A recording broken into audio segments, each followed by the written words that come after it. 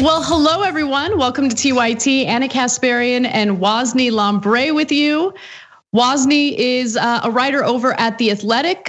He writes about the NBA, among other topics, and is the host of Woke Bros, along with Nando Vila, also, of course, a very regular fill-in host over here at TYT. Woz, I guess I'm having a hard time talking today. I don't know why I'm having a hard time getting the words out.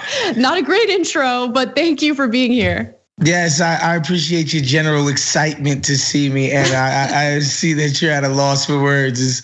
It's very flattering. Trust me, I appreciate it. And I also appreciate the intro music. When I was young, I used to be a big WWE fan, and that music sounds like I should be watching the wrestling highlight reel to it. So appreciate that music. Yeah, that music never gets old for me. So I really like it too. Never really thought about wrestling when I hear it, but I get it. I was watching the viewers will get it, Anna, video. Trust me. Yeah, probably. I was watching an old WWE video that someone randomly posted on Twitter yesterday. And it was just insanity. Like, obviously incredibly entertaining for a lot of people, right, but just pure insanity. But I guess that's par for the course when it comes to entertainment here in the US. But we're gonna have a fantastic show here today where we're gonna discuss various political issues that have come up in the last 24 hours, including Senator Ted Cruz continuing to embarrass himself, something that he's an expert in. And later in the show, we'll discuss Democratic lawmakers in the Senate who refuse to use the power that they have been given by their constituents, which is incredibly frustrating. We'll discuss the filibuster, the possibility of using something called reconciliation in order to pass robust economic relief that people definitely need right now. And later, possibly in the postgame for our members, we will toss to a video featuring Tucker Carlson pretending as though nationalism and white supremacy isn't a problem on the right, because of course he doesn't think it's a problem. So lots to get to, but as always, please like and share this stream if you're watching online. It's one of the easiest ways to help support the show and get the word out. But for now, why don't we get started with Ted Cruz, one of the, I guess, funnier stories of the day, if you think climate change is funny. But anyway, so President Joe Biden, it's weird to say it after 4 years of President Donald Trump, but President Joe Biden will be rejoining the non-binding Paris Climate Accord, something that Donald Trump, of course, pulled the United States out of back in 2017. Now, before I get into the details of how Ted Cruz is whining and crying about it, let me just warn you guys and remind you, in case you might have forgotten, that it is a non-binding international agreement with more than 200 different countries signing on to it, agreeing that they are going to try hard to lower carbon emissions in order to, help at least mitigate the impact of climate change. Now, Ted Cruz doesn't like this and is either pretending to be stupid or is incredibly stupid by saying, by rejoining the Paris Climate Agreement, President Biden indicates he's more interested in the views of the citizens of Paris than in the jobs of citizens of Pittsburgh. This agreement will do little to affect the climate and will harm the livelihoods of Americans.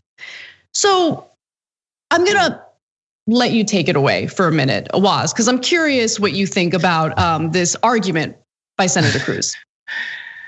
I mean, it's stupid, but the only thing interesting about how stupid it is because it's coming from Ted Cruz, the guy, before he decided he wanted to be president of this country, was considered to be the sort of intellectual arm of the Republican Party, right? Like he was supposed to be part of that, like, Ivy League sort of buttoned up, I'll kill you in a debate. Ted Cruz was always the guy that certain types of conservatives would be like, oh, they don't want to get in the ring with Ted Cruz. He'll eat him alive because of his, alleged superior intellect.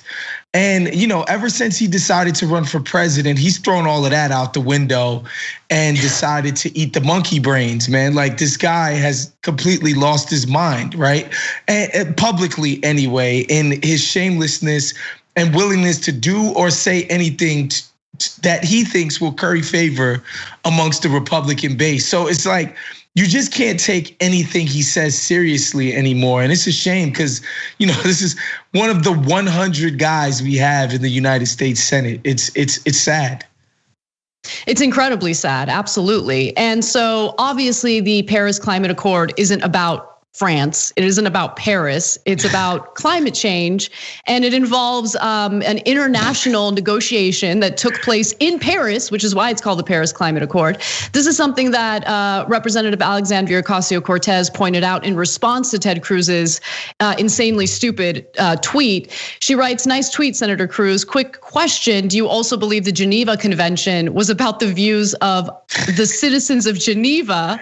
Asking for everyone who believes US senators should be competent and not undermine our elections to incite insurrection against the United States." So what she's implying with that last part is that Ted Cruz had absolutely no problem disenfranchising voters from places around the country, including Pittsburgh. So in addition to voting against the certification of Pennsylvania's electoral count, he also tried to get the Supreme Court to toss out the state's vote. It's also worth mentioning, by the way, that Pittsburgh is incredibly supportive of the Paris Climate Accord. Pittsburgh, invoked by Cruz and previously by Trump as an example of a city that would be harmed by the agreement, has itself joined the Paris Agreement. And its mayor tweeted this: "Pittsburgh has exceeded our Paris commitments, recognized by US mayors as National Environmental Initiative of 2020. We've met our 2030 goal by 100% renewable energy for city operations 10 years early. If we can do it in a city that is/was fueled by coal/nuclear, you can too." And I absolutely love that response. But like the thing that I also want to bring up real quick is when Trump got elected, there were, I think understandably, a lot of people who were upset. Some people were hyperbolic in their rhetoric. They were hyperbolic in, the devastation they were feeling at the time. But we're certainly seeing the same, not just from Trump supporters, like your average voter, person who was part of his base, but by someone like Ted Cruz, who's one of the most powerful people in the world when you really think about it, as one of 100 US senators, right? Yep. And he's being so hyperbolic about a non-binding agreement that just wants to lower carbon emissions so we have, a place to live 100 years from now. Yeah, Ted Cruz, like I said, the guy has absolutely no credibility at this point, right? It's almost like he grew the beard as a way to do one of those fake disguises, right?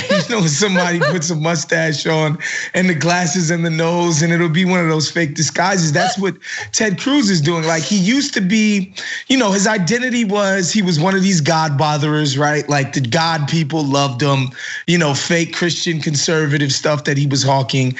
And again, the intellectualism stuff that he swore by, right? And again, he was another one of these frauds, one of these sort of Josh Hawley type of frauds who was complaining about the elites all day, every single day. Again, this guy went to nothing but Ivy League schools, got a Supreme Court clerkship. Like, this dude has done nothing but swim in elite circles basically his entire adult life. And, all he's done has been a fraud. Like, when he ran for president, people said he was the single most unlikable person within the Senate because his ambitions were so naked and just so shameless and gutless.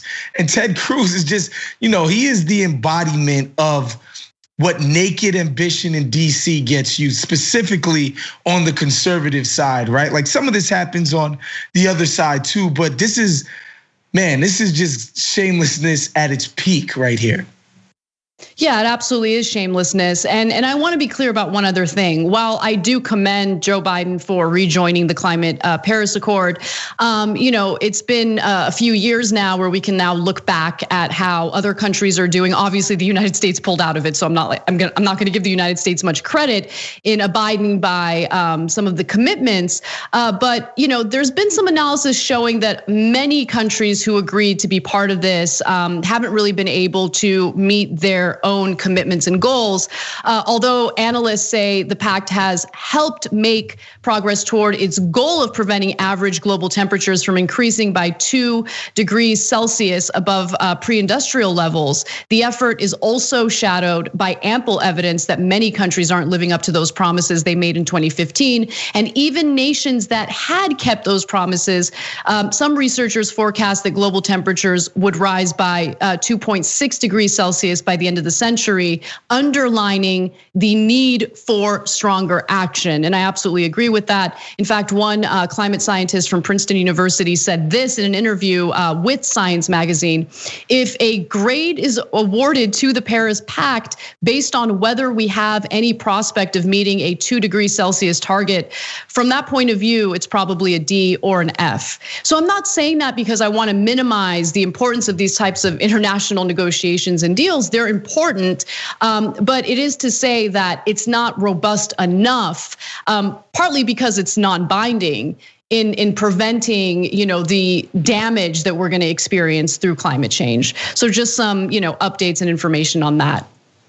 But why don't we move on now to COVID relief, and also more importantly, COVID vaccinations, because this is something that Biden has chosen to focus on his first full day as president. So President Joe Biden is focusing his full first day as president on the COVID effort or the effort to distribute the coronavirus vaccine. So his response to the coronavirus and how different it's really going to be from the Trump administration.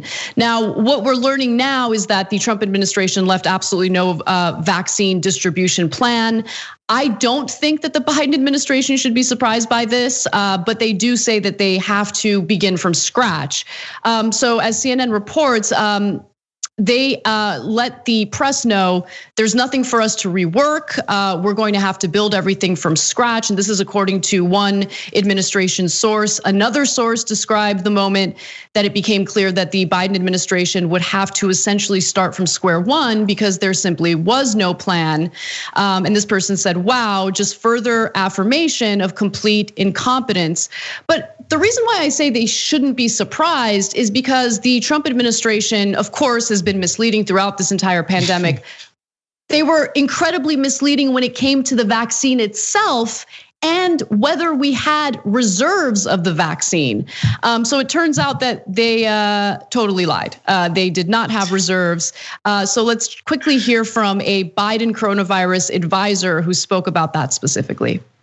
We were quite surprised last Friday when we learned that, in fact, there weren't these extra doses of vaccine being held back for a second dose. Something that significant, only to find out last Friday, makes you very concerned that there's still more to be learned that you don't know that is going to create a real challenge as we go forward over the weeks ahead. So just to remind you all, we passed a pretty devastating milestone with 400,000 Americans who have died from the pandemic. Also around 16.5 million vaccine doses had been administered by January 20th. And that is far short of the last administration's goal of administering 20 million vaccine doses by the end of 2020. So Operation Warp Speed has been anything but, and this is what happens when you don't have a centralized approach to distributing a vaccine in response to an international pandemic. Trump really left it up to the states, and that has been a complete and utter disaster. You know what's so fascinating about this? Several things about this fascinates me. One, you mentioned at the top of the show the sort of panic that set in amongst people, Democratic Party voters, members, et cetera, when Donald Trump was elected, that somebody this obviously grossly incompetent, unqualified for the job is very dangerous. But what we saw for 3.5 years was that the apparatus of the government is so huge and the boat is so big that it's going in one direction that it's pretty hard to throw a snag in it, right? Like Trump didn't do anything and it was fine until there was a bona fide actual emergency. And that's when Trump's incompetence actually, showed its effects, right? And so we see that in the response to the pandemic and, getting out aid and help to people where Trump's, lack of just his indifference towards doing the basic needs of the job cost so many people lives, got so many people sick, just ruined sort of everything. So I don't know that an incoming administration should be surprised by Donald Trump's lack of preparation or lack of planning for this. It's obvious if you were paying attention to his presidency that would be the case. What I would hope is that, this incoming administration would use this as a way to tie this around the Republicans when they go around them to help everybody else, right? It's like these guys were in power for 4 years and they clearly did not care one way or another about helping people out, right? And so the idea that they need to come to the table with these same people who did absolutely nothing from April to right around the election, did nothing. They rushed in some little $600 thing because their arms had to be absolutely twisted to do it. And now we're supposed to believe that the incoming administration is supposed to share power and want to be bipartisan just for bipartisan's sake. It just doesn't, it baffles me. It doesn't make sense. I would hope that the administration will use Trump's example as an example of what Republican leadership on this issue actually is. They don't care.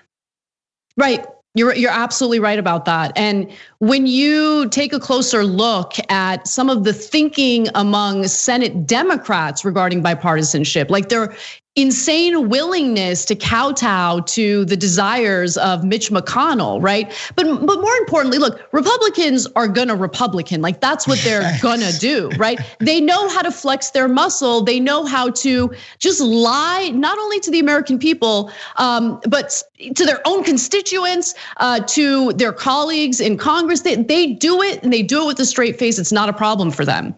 But what is a problem is that we just went through 4 years of devastating actions by congressional Republicans and by the Trump administration. At the same time, we had a lot of hyperbolic rhetoric coming from Democratic lawmakers, really pointing to how disastrous Trump's administration was, how disastrous the actions of Mitch McConnell were. And then after all of that, to come to us and say, well, we could use the power that we have right now, right? We could, throw out the filibuster in the Senate. You only need a simple majority for that. We could use reconciliation, to pass COVID relief through a simple majority. Instead of doing all that, they're like, no, let's just, Biden really wants us to approach this in a bipartisan way. So that's what we're gonna do. We're gonna approach it in a bipartisan way. We're gonna fail a bunch of times. And then what? Like this isn't some like fun patty cakes game. People are desperate for real economic relief right now. The system is broken and under-resourced, meaning that if you want to distribute the vaccine appropriately, effectively, you need funding for that.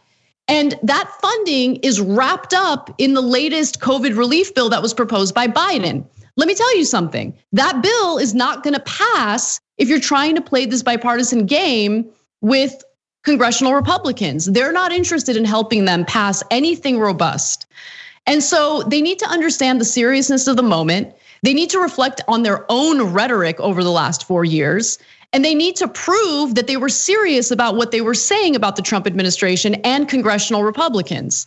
It's a very strange time for them to play these games. I get the need to want unity in the country, but the unity should be about creating a better country for people overall, so it's not easy for their anger to get exploited by fascists. That is a big problem. That's what Donald Trump did. He spoke to their economic issues, even though he wasn't actually being sincere about it. And what he did is he exploited their anger, exploited their rage to push all sorts of disgusting nationalistic narratives.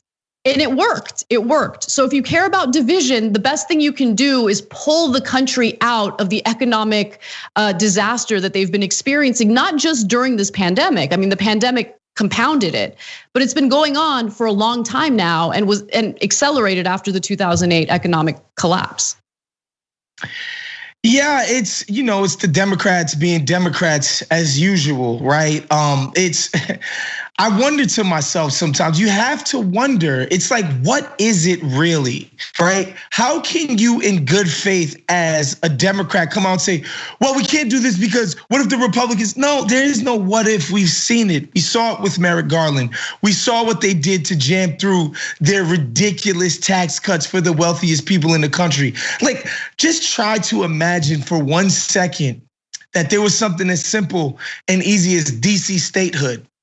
And Mitch McConnell had a place with millions of guaranteed Republican votes that would guarantee 2 senators in the Senate, 2 Republican senators in the Senate. And it was laying right there for him. And Mitch McConnell said, no, we can't do that because then the Dems might do something. No, he would do just that. And he would know that the next time the Democrats would be in power, they would be cowed and be scared to do the things that hundreds of millions of Americans need, want, and are asking for, right? Nobody wanted that tax cut. And I know we're gonna talk about, how they're trying to go about this, but Bernie came out and he said, look, they use reconciliation for tax cuts for the wealthiest people in the country, a minute percent of the population. Unpopular. That's what they went out and used reconciliation for. We're trying to get out money and relief and vaccines to people who desperately need it. Why not use reconciliation for that? And he's the only one saying it out loud right now. Yeah, you're right. So we'll talk about that in more detail when we come back after the break. So let's do that. Let's take a break. When we come back, we'll talk about the discussions that are currently taking place among House Democrats and Senate Democrats regarding the possibility of passing a more robust version of economic relief. Come right back. We need to talk about a relatively new show called the Republic, or UNFTR. As a Young Turks fan, you already know that the government, the media, and corporations are constantly peddling lies that serve the interests of the rich and powerful. But now there's a podcast dedicated to unraveling those lies, debunking the conventional wisdom. In each episode of On the Republic, or UNFTR, the host delves into a different historical episode or topic that's generally misunderstood or purposely obfuscated by the so-called powers that be, featuring in-depth research, razor-sharp commentary, and just the right amount of vulgarity. The UNFTR podcast takes a sledgehammer to what you thought you knew about some of the nation's most sacred historical cows. But don't just take my word for it. The New York Times described UNFTR as consistently compelling and educational, aiming to challenge conventional wisdom and upend the historical narratives that were taught in school.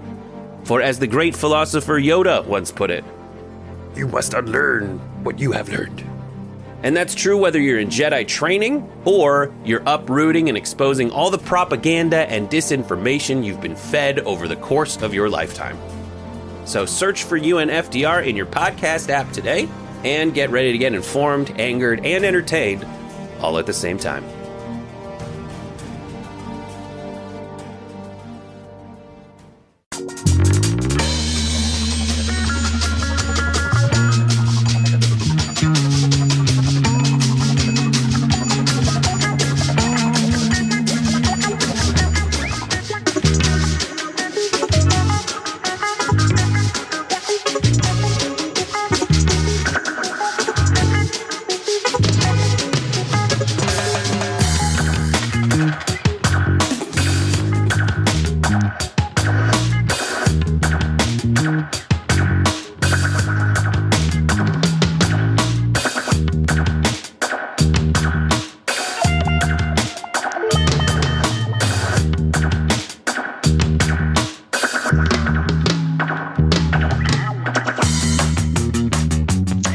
everyone. Welcome to our first social break of today. I'm going to start off with some member comments as I usually do. Lil Krabby Dragon writes in and says, we don't have to spend a whole hour on the stupid things that Trump did and said today. Feels so good. I totally agree. Totally agree. Le Dragon. Anyway, you know who I'm talking about. I wonder what percentage of American right-wingers believe the country's emissions affect only their country. I'm convinced Trump did. They don't seem to realize the United States benefits from the efforts of the rest of the world. Exactly. I mean, the United States has been the top polluter, and so our actions are incredibly important. Trump pulling out of the Paris Climate Accord. It's part of the reason why it was so disastrous, right? Because we've been the top polluter, and for the United States to pull out of that non-binding deal sent a pretty awful message to the rest of the world, right? We're trying to persuade other countries to also take part in this, and it's hard to do that when we're not, keeping our part of this commitment. The Progressive Defender wrote in and said, day 2, still no immediate $2,000 as we were promised, and they already made it $1,400, not a good start. They have no immediate prospects for how to get this passed. It's awful. How can you promise this and not have a plan? I don't think people realize how damaging it is when those kinds of promises are made and then they're not fulfilled, right? So it's so important that they pass real economic relief, and we'll have a longer discussion about that in just a few minutes. The infamous Mr.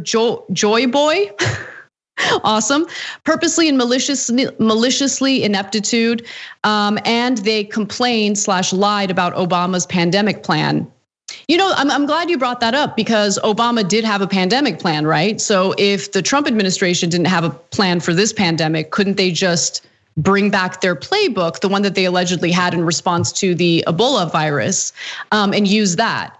So we'll see how that goes. But again, even if Trump had his plan, if I were the new president or the incoming administration, I'd be like, this was your plan? Okay, thanks, I'm not interested. Let's move on. So we have 45 seconds left. A few super chats for you. Michael Goldman writes in and says, don't know if TYT plans to cover this story, but it seems the Proud Boys have now decided to abandon loser Donald. We will be talking about it later in the show, saying he's a total failure. All right, we got to get back to the show. So why don't we do that and make sure you write in your super chats and your comments because we love reading them during our social breaks. So we're looking forward to hearing from you soon. For now, let's get back to the show.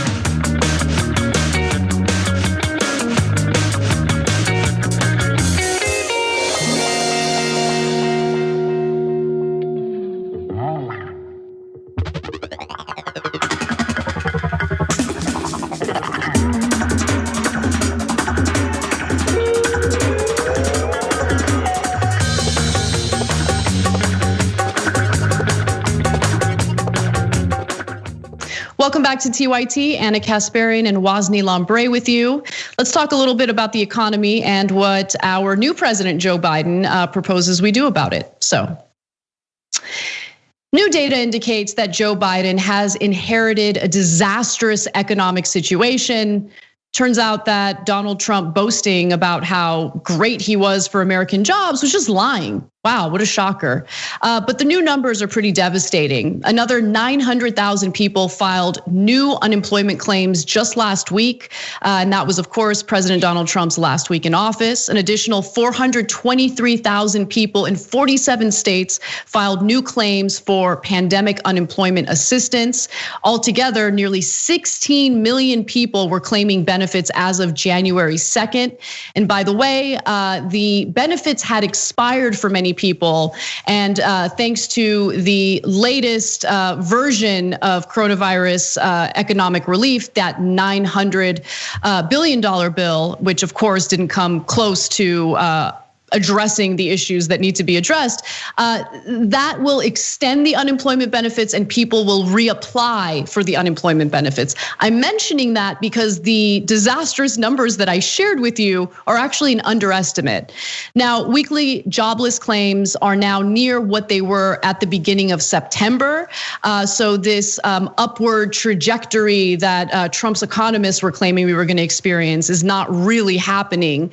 It's the 44th straight week that initial claims remain higher than the worst week of the Great Recession. And this is something that economist Richard Wolff talks about on a regular basis, because while the elite love to point to the stock market as an indicator of how well the economy is doing, clearly that is not a realistic indicator of how the economy is performing for the vast majority of Americans. And that's why real economic relief, a new, stimulus package is desperately needed. And we've talked about what Biden has proposed. He has proposed another $1,400 direct check to Americans, a one-time direct check, in addition to $400 in unemployment benefits every week through September. So it's better than what I think most people expected. I still don't think it's enough, but what is the likelihood that Biden's plan gets passed, even though Democrats now have a slim majority in the Senate and have held their majority in the House of Representatives? Meaning, look, there really is no excuse at this point. They can pass Biden's bill and they should be able to pass something even more robust than what Biden is proposing. And I'll make my case for that in just a second. But Whyyyy, I wanted to get your thoughts. Yeah, it's exactly as we thought. The situation is dire, right? There are a bunch of people on the brink of eviction, bunch of people on the brink of foreclosure. And that's not to even address everyday needs, right? Like paying for your car, like putting gas in your tank, like feeding yourself. Like it's dire out here. And yes, the response needs to be robust, right? Like there are some economists who think the stimulus should be as much as $5 trillion, right? Like that 1.9 billion trillion isn't enough. And at the same time, we can recognize some level of progress, and understanding that this is better than 2009, when Barry couldn't even get through 700 billion without people acting like the world was about to end and the sky was gonna fall and the economy was gonna crash and inflation was gonna, creep in and choke our children's in their sleep, and none of it ever happened, right? And so, although this is better than I expected, like you said, from Joe Biden, it's not nearly enough to cure the ills and to address just how horrific the conditions are right now. Exactly. I mean, just to juxtapose what we saw from FDR's New Deal in response to the Great Depression to what Biden is proposing in regard to federal jobs. I didn't even know the number was this high, but FDR created 12 million federal jobs as part of the New Deal. Now, Biden is also, through his proposal, trying to get some federal jobs and to provide some employment for people. And so what's the number? 100,000, and it would be jobs connected to the vaccine distribution, right? Which is important. But let's increase that number, especially when you consider that the unemployment rate currently sits at 6.7%. 16 million Americans are claiming benefits, unemployment benefits now. I mean, it's just absolutely disastrous. We need a better response. But I do also agree that it is better than what we saw from Obama following the 2008 economic collapse. The Biden administration seems less concerned about deficit spending during this time of crisis, which is important. That is an important difference. So there is some improvement, and you're right. We want to be accurate in how we analyze this. But Democrats in Congress are going to be a problem, and they need to be held accountable. So Politico reporting this. In recent days, Democrats on the Hill and incoming administration officials have been privately discussing several potential paths to bringing legislation to the floor quickly. One of the leading options is a powerful budgetary maneuver that would allow Democrats to evade a Senate filibuster, which of course requires 60 votes, and muscle their package through both chambers with virtually no support from Republicans. That tool, known as reconciliation, would be a I don't think it would be divisive. They're referring to it as divisive over at Politico, but they're saying that it's a divisive first move for a Biden administration insistent upon bipartisanship. It's also an imperfect process. Any bill would likely be limited in scope to comply with strict budget rules, and Democratic leaders would have zero room for error to secure the 51 votes for passage in the Senate. They passed Trump's tax cuts for the rich with reconciliation. And it was not referred to as divisive. It was not referred to as divisive because when Republicans have power, they're not afraid to use it, and they're not afraid of words like divisive. They know their power and they use their power, and Democrats should try that. Now, there's one representative who had a statement about bipartisanship that I want to share with you. It's Representative Raja Krishnamurthy, who says this: I feel like that's gotta be the very last resort. We've got to do everything we can to make this bipartisan. And while unfortunately Biden is pushing them in that direction, I'm not excusing it, but Biden's messaging is pretty awful on this. Here is his press secretary talking about bipartisanship during her first press conference yesterday. How long are you willing to try to work to get Republican support before you decide to go through the budget reconciliation process instead? We hope and frankly we expect Republicans in Congress and Democrats too will support assistance that will bring relief to the people they represent. This is a conversation. He of course gave a primetime address, as you all know, last week. It seems like a long time ago, but it wasn't, to announce his specifics. And he has already had a number of conversations with Democrats and the Republicans. Those will continue. His clear preference is to move forward with a bipartisan bill. There's no question about it.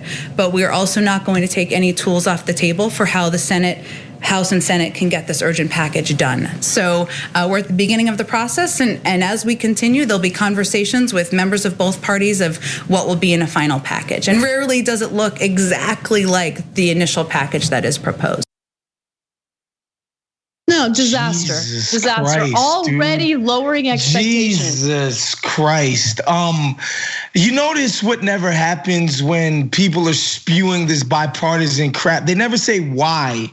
You know, a turd sandwich with the label bipartisan on it tastes better. They never explain that to us. They just throw it out there and assume that people just understand like bipartisan is great because we keep telling you that it is. But they never say why, and there's a reason for that because it's nonsense. It's always used that as an excuse to screw people over, right? And you know, I don't want to get negative out here, but I will say anybody who watches this show probably shouldn't be reading Politico for exactly the reason that Anna just stated. Like Politico's calling the reconciliation maneuver as divisive. To who?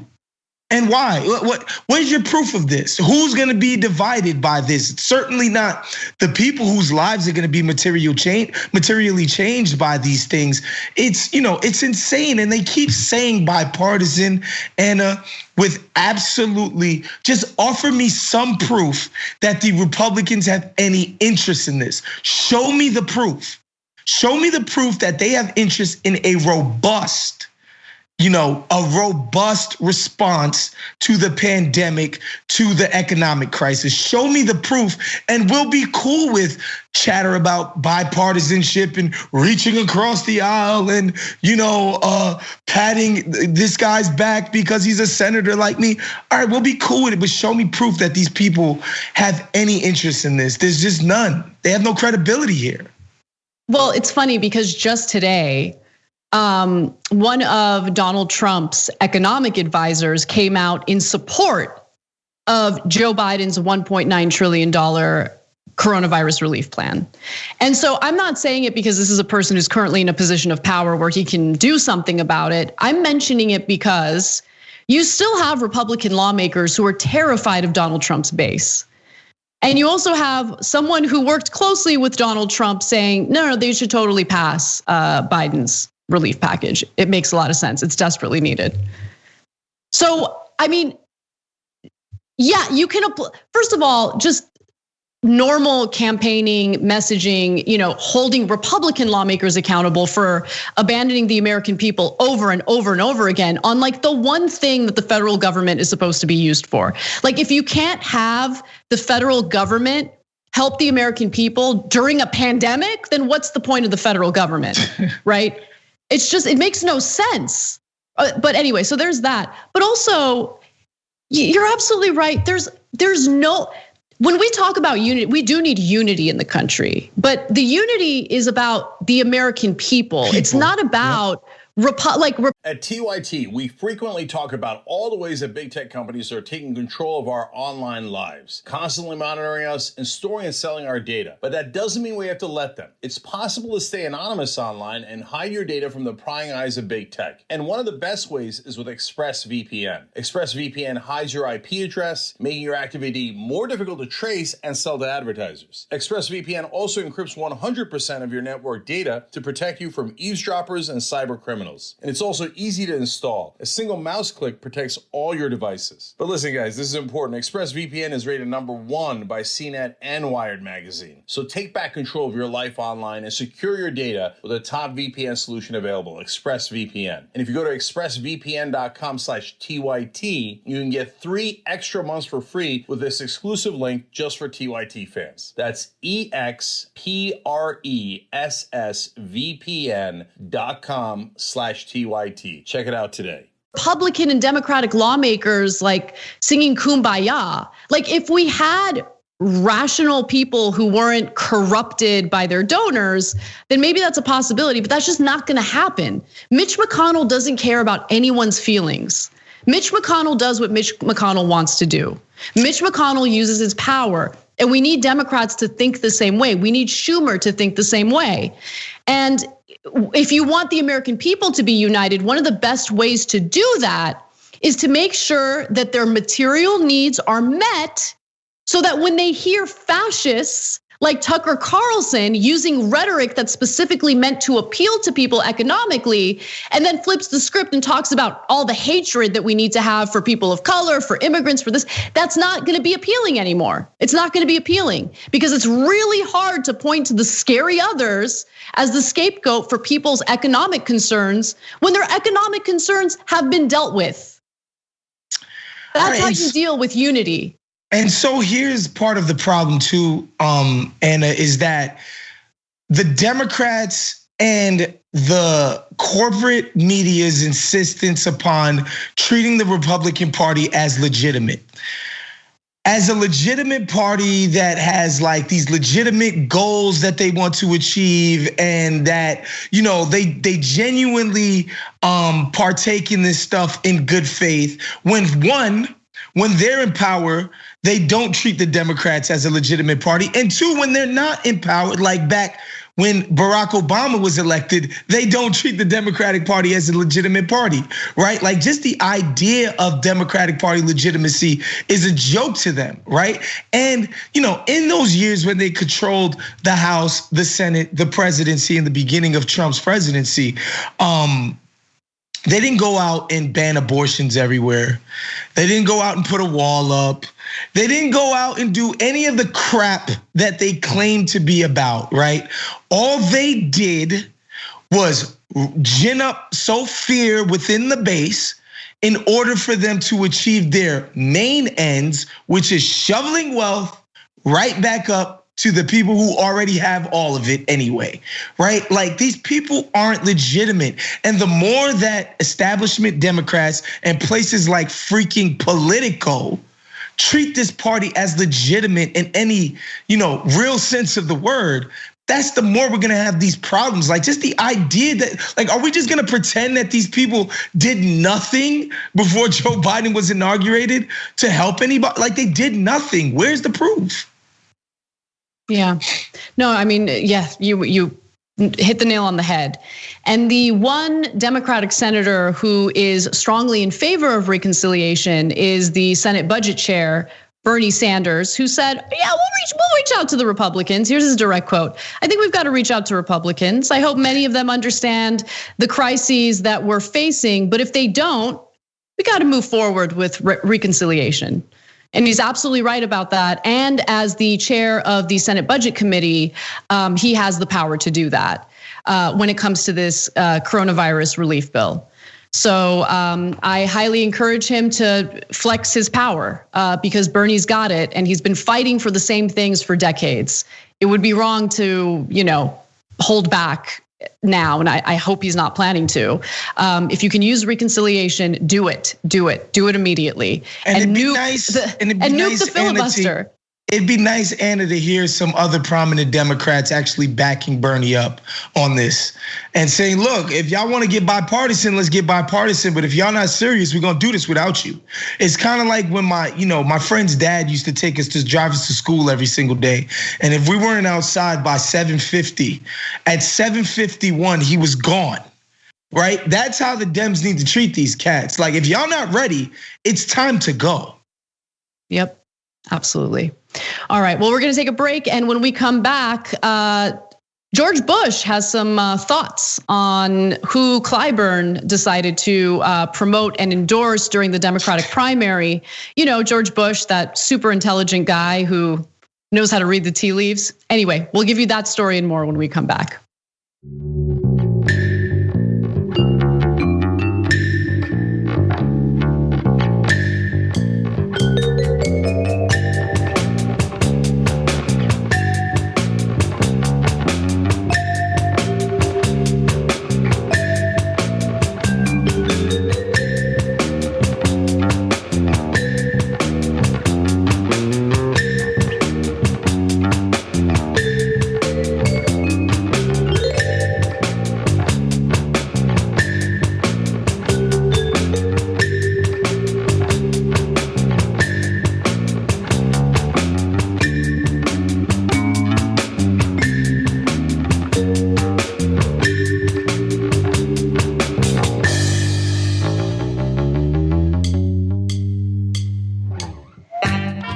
Welcome to our social break. A few announcements and I'll read some of your comments. You should be using a VPN to protect your online activity. And one of the best ways to do that is through PureVPN. You can actually get a 7-day trial for only 99 cents by going to tyt.com/PureVPN. That's tyt.com/PureVPN.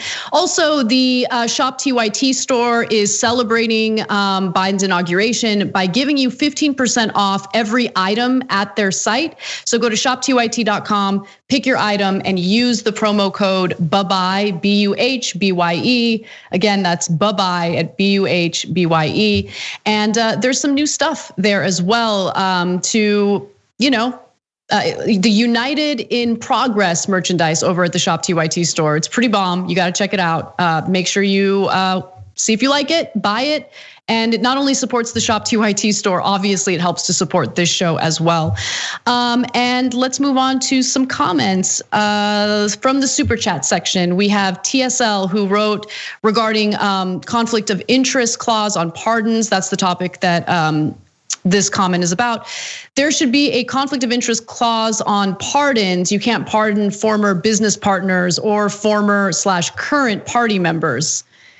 I mean, there are conflicts of interest everywhere, okay? So the new head of the Office of Management and Budget, Neera Tanden, or who will be the head of the OMB pretty soon, she would get to decide whether or not there are ethics issues with, certain elements of Biden's administration.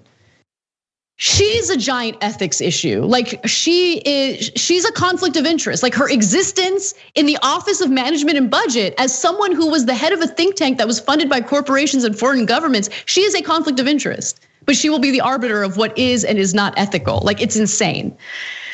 I can't stand it. Okay, I'm gonna also read from Sir Smoke It Right, who says Ted Cruz said that because he knows the base will fall for, said it because he knows the base will fall for it. How can that many people be so clueless, crazy? Do they fall for it? Maybe, yeah, maybe. But he is shameless. Like, I don't think he's legitimately that stupid, but he will say whatever he can to mislead his own constituents. That's the kind of guy he is. Grilled Hot Dog also writes in and says, in our members section, Trump is an extreme idiot, but don't give too much credit for all the failures. The Republicans had a supermajority for 2 years. Give much of that credit to McConnell and Ryan.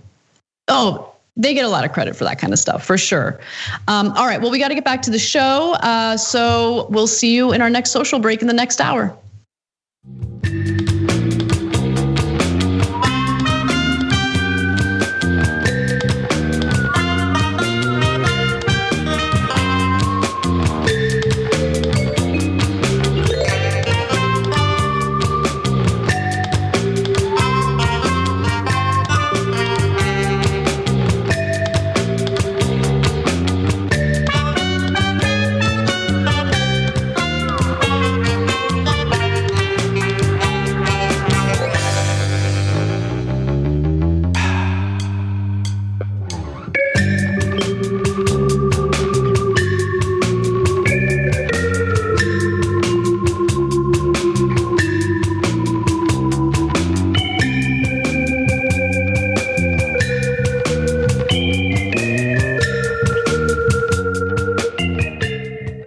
Hey everyone, welcome back to TYT. Anna Kasparian and Wosny Lombre with you. Make sure you check out Woz's work. He's an NBA writer over at The Athletic, and he just hosted a fantastic episode of Woke Bros with Nando Vila about the inauguration. I was listening to it this morning, Woz, and it was just so good. You guys are a good team. Entertaining, funny, but also informative. So everyone check it out. Yeah, I know. Nando's all of those things, and I just show up, just keep. Get out of here. Just keep the trains moving. Discredit yourself. You're great. No, believe me, I would not have someone who doesn't know what they're talking about on this show. So thank you so much. You're one of my faves. I think what we just try to do, man, is present the facts to the people in such a way that's just different than the lens, if you will, that they generally get on the corporate media side, right? And whatever, you can have your own conspiracies about why mega multinational conglomerate media entities might present the facts a certain way and why two normal guys might present it differently. But hey, who am I to say? All right. Well, I can't wait to hear what you have to say about this next story, which was infuriating. But let's discuss. It's going to take us back to the Democratic primary for the 2020 election and what some Republicans were thinking about endorsements that were being made. So, House Majority Whip Jim Clyburn shared the details of a fascinating conversation that he had with former president and war criminal George W. Bush. And it had to do with the fact that Representative Clyburn decided to endorse Joe Biden in a critical moment during the Democratic primary. And that really did help Biden increase his numbers in the polls. And that was a turning point during the primaries. So as they witnessed President Joe Biden take the oath of office, Representative Clyburn said former Republican President George W. Bush lauded him as a savior for helping get Biden elected. Now, George Bush also allegedly said, you're the savior because if you had not nominated Joe Biden, we would not be having this transfer of power today. And what he's referring to, of course, is that if Bernie Sanders had been the Democratic nominee, then, there's no way there'd be a transfer of power. Come on. So how do you interpret that statement, Woz? There's just so much to unpack there. One, nobody asked you guys specifically to come out and call George Bush and his cronies, Dick Cheney, Rumsfeld, the rest of them, war criminals, which they are.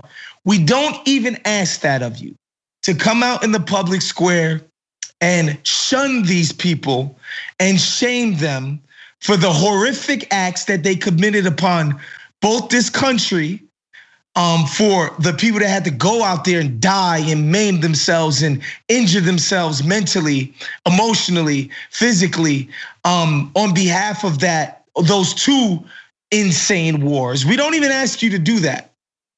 The least we ask you to do is to not come out and shine George Bush's shoes. Yes, I just said it. Clyburn is up there acting like a damn Tom. Shining George Bush's shoes. For what? He want credit for what? No Republican would ever get up there and say, that one time I met, Jimmy Carter, it was great. That would never, ever freaking happen. Yet Clyburn is so proud of himself for what he did, he's willing to suck up to George Bush. That's disgusting, dude. In service of what? Being so proud that you took down Bernie Sanders and his crazy, scary agenda to help working and normal people. This is horrific. Yeah, I mean, strong. What you just said is strong. And I can say it because I'm black. I'm sorry. I would never. No. My thing. Here's my thing. I don't ever want to go against influential public black people in a public way, especially amongst, let's face it, non-blacks, right? Because it always gets used as ammunition to be like, look, even the black guy is saying it. Except in the cases that people are behaving in disgusting fashion. Like, this is just horrible. To cite George Bush as some reason why you should pat yourself on the back. This guy is the most destructive president of our lifetimes. Like, even more destructive than what Reagan did to poor minority communities during his reign, right? Like, this dude got millions of brown people killed in the Middle East and countless other American people maimed, killed, et cetera, as I previously mentioned. He's deplorable. Yep. That's the only thing you should be saying about George Bush in public. Instead, this dude is shining his shoes. It's disgusting. I'm sorry. I mean, you also have to understand what happened under Bush's watch, right? The largest terrorist attack in US history happened under his watch. Like, so yes, there are the war crimes, people very rightly bring that up and criticize him for it. But just the amount of failure during the Bush administration toward the American people in like what Republicans claim they do best, they're the best at national security. They're the best at keeping people safe. Bush and Cheney did everything but that. And there are different ways to interpret what Bush said, right? So maybe one, I would say, generous interpretation is that, Bush thinks that he can read the tea leaves and really genuinely believe that someone like Bernie Sanders had absolutely no chance of beating Donald Trump, which I don't believe at all. And if you do give him that more generous interpretation, just consider how incredibly dumb George Bush was, okay? All the people who are, but for all the people who are now helping to rehabilitate his reputation, don't forget how disastrous his policies were both abroad and here in the United States. And don't forget how easy it is to make a compilation video highlighting just some, not all, just some of his stupid moments in his 8 years in office. Let's watch. Tribal sovereignty means that it's sovereign. You've been given sovereignty and you're viewed as a sovereign entity. Okay. And you're working hard to put food on your family. I know the human being and fish can coexist peacefully. I heard somebody say, where's Mandela? Well, Mandela's dead because Saddam Hussein killed all the Mandelas. We got an issue in America. Too many good docs are getting out of business. Too many OBGYNs aren't able to practice their love with women all across this country. There's an old saying in Tennessee, I know it's in Texas, probably in Tennessee, that says, fool me once, shame on you. If fool me, we can't get fooled again. Our enemies are innovative and resourceful, and so are we. They never stop thinking about new ways to harm our country and our people, and neither do we. Thank you, sir. How about that falling, sir? I was trying to escape. It didn't work. Thank you all. Thank you, sir. By the way, obviously at the time he made those statements about Mandela was not dead. He was still very much alive, and that statement was insane. But if you want to give the less generous interpretation of what Bush is saying, there's always been some suspicion that the powers that be would do whatever it takes to prevent someone like Bernie Sanders from winning.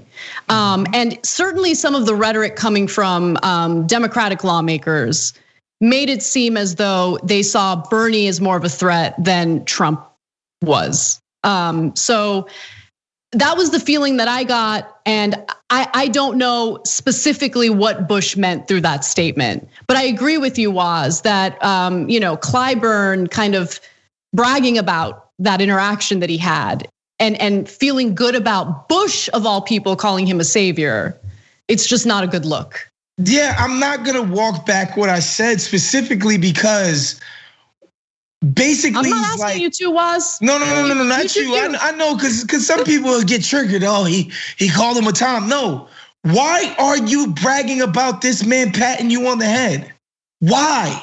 What makes him so special and important, aside from the fact that he was once the worst president of modern times? Aside from that accomplishment, what makes him somebody worthy of you bragging about him praising you? It doesn't make any sense. It's just another dude suckling at the power teat with just no backbone, bro. I just could never imagine Newt Gingrich bragging about an interaction with President Clinton. He just would never do it. He just would never say, oh man, President Clinton gave me profit. It's insanity, man. And it speaks to the depraved nature of a lot of these establishment Dems, right? Like, these people are just so obsessed with power that power is just an end unto itself. It doesn't matter whether you actually do anything for anybody. That you achieve power is the achievement. Well, Bernie has also kind of weighed in on this, and he did so through a photo shoot. It's a photo shoot that makes a lot of sense to me. Let's take a quick look. Here he is on a college campus with his arms crossed, saying "Medicare for all, changed my mind." No, I can't get enough of these memes. Like, it's the one super fun thing that came out of yesterday. Yes, sir. So obviously that's Photoshop. It's a meme from Bernie's appearance during Biden's inauguration. But I think that you're absolutely right, Waz. And let anyone who's engaging in rehabilitating George Bush, please stop. Please stop, leave the room. You're not doing anyone any favors other than the Republicans and George Bush's reputation. Well, we got to take a break. When we come back, we'll give you the details on what Senate Democrats are thinking about the possibility of ending the filibuster. The filibuster essentially requires 60 votes to pass anything in the Senate. It's a disaster. So what are Democrats going to do about it? That story will surely infuriate you. And then later in the show, we'll discuss how the Proud Boys have turned on Donald Trump. It's one of my favorite stories of the day. We'll be right back. Thanks for listening to the full episode of The Young Turks. Support our work, listen ad-free, access members-only bonus content, and more by subscribing to Apple Podcasts at apple.co/TYT. I'm your host, Cenk Uygur, and I'll see you soon.